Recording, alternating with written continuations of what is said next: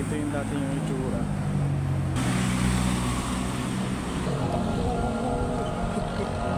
Ito yung gate niya.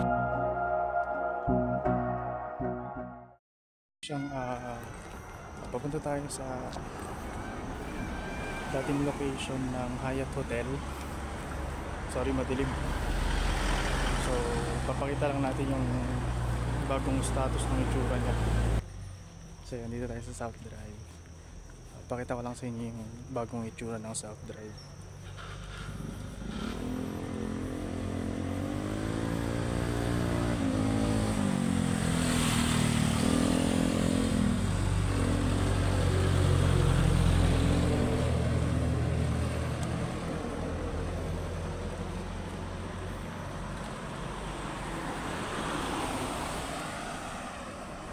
Creepy.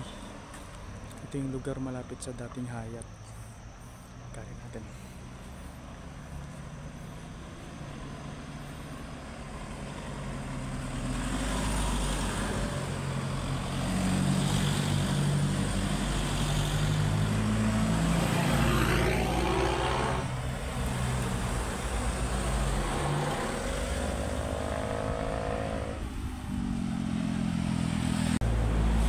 Natin. Ang alam ko kasi mayroon ng tinatayong bagong building doon.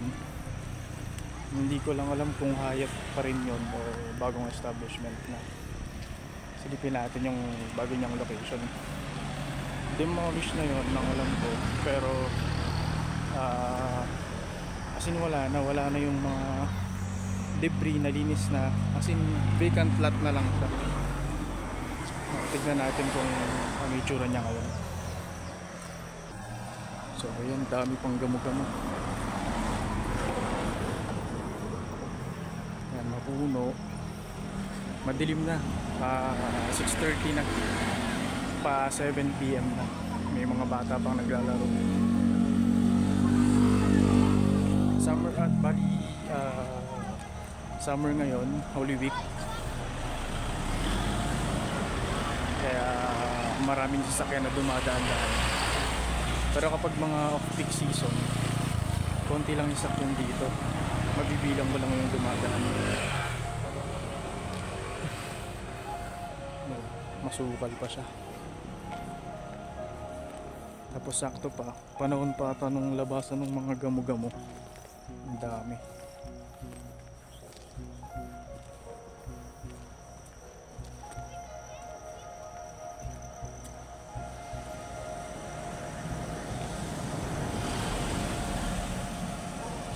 So yun, may dumadaan-daan ng mga sakyan, marami. Bakasyon kasi ngayon, kaya ang daming tao. Tapos nagpisaan pa yung mga gamo-gamo.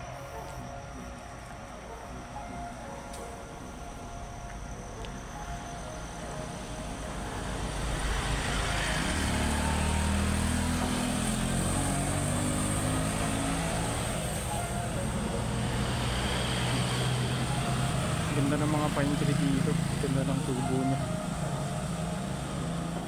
So maalog yung camera ko kasi wala pa siyang stabilization. Yan lang siya.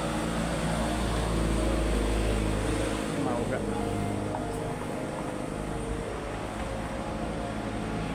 So ito yung dati yung itsura.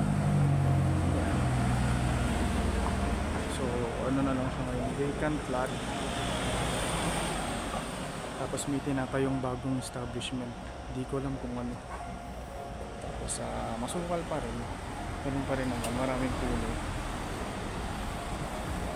Dami pa rin mga ito paano. Kahit na medyo matagal na yung lumipas na panahon. Ilan pa lang yung mga naputol na pine tree. Dito rin yung mga kwento na may tumatawid daw. Sumatawid. Yan yan. Creepy. Yan. Ingat tayo. Kasi dito walang pedestrian. Sa gilid tayo daan. Yan. Walang bangketa. So dito na tayo maglalakad pabalik. Tapat niya office ng Girl Scout. taas ng pine tree oh.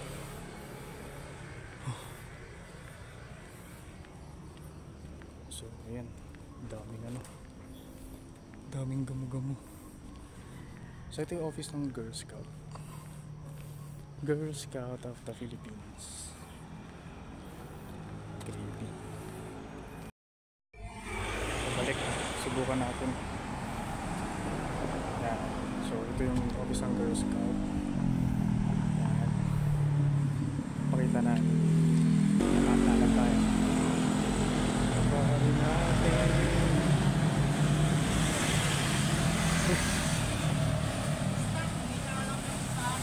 Try natin uminto dito sa waiting shed.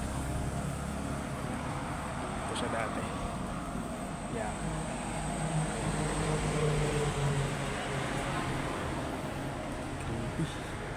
Creepy yung waiting shed eh. May ilaw siya pero kahit madami dumadaan sa akin, ang creepy ng dating. Pakita natin. Ito yung papuntang Victory. Ito yung papuntang Teachers Camp. Tapos yung gawin doon, pabalik na ng Convention Center. Balik ako dito sa may bandang ilaw kasi mahirap na. Mas maganda dito sa may liwanag.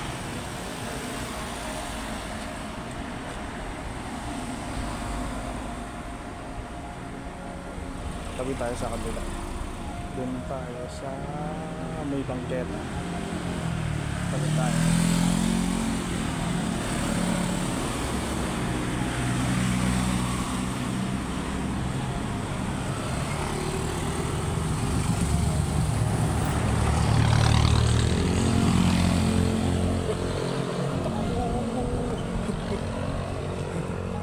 Nandito ako sa big side niya.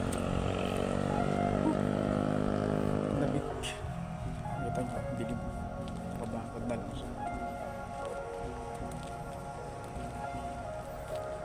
Hindi ko nadala yung lights ko, tsaka di rin ako nakabili ng battery. Creepy ng gate to. Huh? Yan yung gate niya. Sobrang creepy.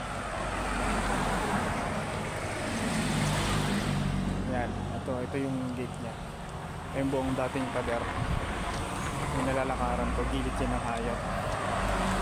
So nakabakod na siya pa under private property na siguro siya, pero hindi natin alam. May tinataw yung building eh. Hindi natin alam kung anong building yun. So i-research na lang natin. So sorry po, sorry. So hindi rin ako nakapag ready kasi ng lights. Kulang yung battery. Kaya di ko na sinalpak. So yung dami nagja-jogging dito. Actually creepy lang naman siya kapag yung biglang tumahimik, yung walang makaibang sasakyan. Lagyan na rin siya ng depot ng mga bus. Solid North Depot. Ito yung kahabaan. Hindi tayo, nag-jogging. Hindi. Ang ganda niya. Maganda. Dito mga street lights. Lakarin natin hanggang bungad. Sorry guys. Wala pa akong GoPro tsaka Insta360. Tsaga muna ako sa phone cam. Pakita lang natin. Ganda ng itsura niya. Puro pine tree yan. Tapos vivid yung skyline. Tapos nagko-contrast din yung ilaw ng street light. Kaya maganda rin, marami nagja-jogging. Maraming safe naman siya. Hindi naman katulad sa Manila na mag-jogging ka sa ganitong katahimik na lugar. O sa may somewhere else sa NCR Central Luzon. Dito tahimik. Disiplinado yung mga tao dito sa Baguio. Lakad tayo hanggang dun sa dulo. Sarap paglakad, malamig. Pag tahimik, ganito siya. pag walang mga sasakyang dumadaan. Ganda. Sobrang tahimik. Out of focus. Lakad ulit tayo.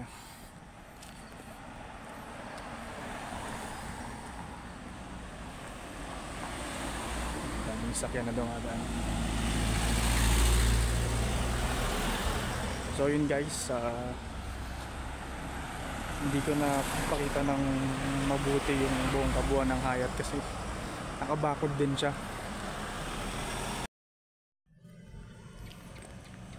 So yun, hindi ko na napakita ng maayos yung Hyatt kasi nakabakod na. Tsaka wala na rin, vacant lot na lang din siya. Hindi na rin siya silip ng maayos kasi yun nga, ang tataas ng bakod, makikita lang natin from the along the road,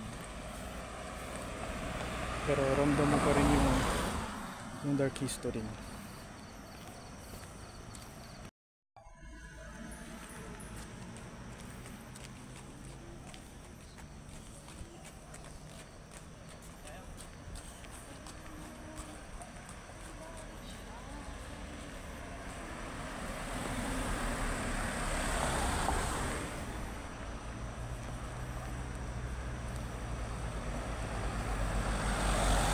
Hindi na ako masyadong magsasalita para marinig nyo din yung paligid, kung ano yung feels nung ano niya, nung noise. Dito tayo sa kabila, sa may bangketa. Yeah, dami pa rin mga effects dito. Yeah. Ang ganda.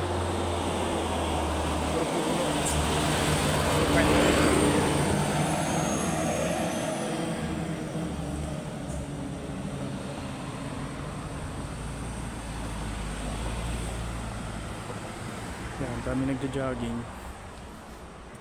Okay naman yung place.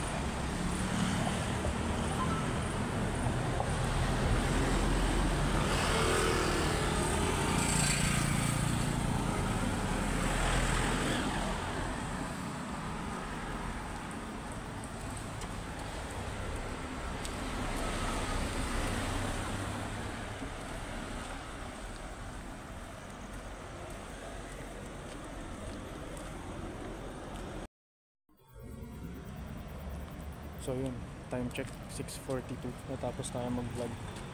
So dito na ako sa may dulo ng South Drive. Siyempre ang daming sakto, antay tayo ng masasakyan na yan, pero magpapagpag muna ako. Daan muna ako ng SM.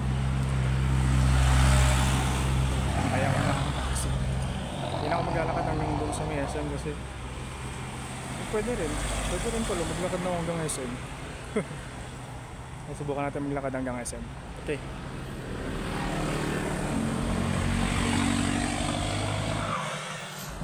Ganda ng tunog ng pick up. Ganito pala pag nag-explore ka ng solo, no? Pag creepy, magsasalita ka ng magsasalita. Tuloy natin doon. Wait lang. Tuloy natin yung lakad. Walang ibang lights kundi yung light ng street light. So walang ibang liwanag kundi yung street light. Yan lang, oh. See? Tapos yung mga dumadaan ng sasakyan, yan lang yung liwanag. Di ba, kapag nakapag-invest tayo ng action cam. Bili agad tayo. Try natin.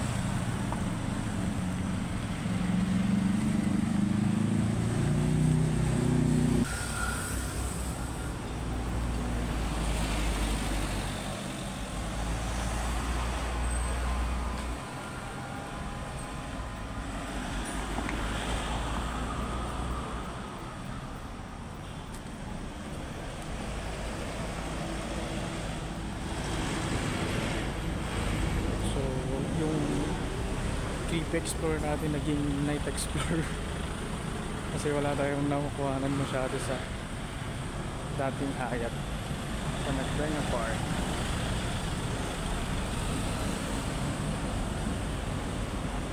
Dito na tayo sa may radial road. So nga guys, natapos na yung ating exploration, medyo vlog. So hanap tayo ng ibang place na pwede kong puntahan.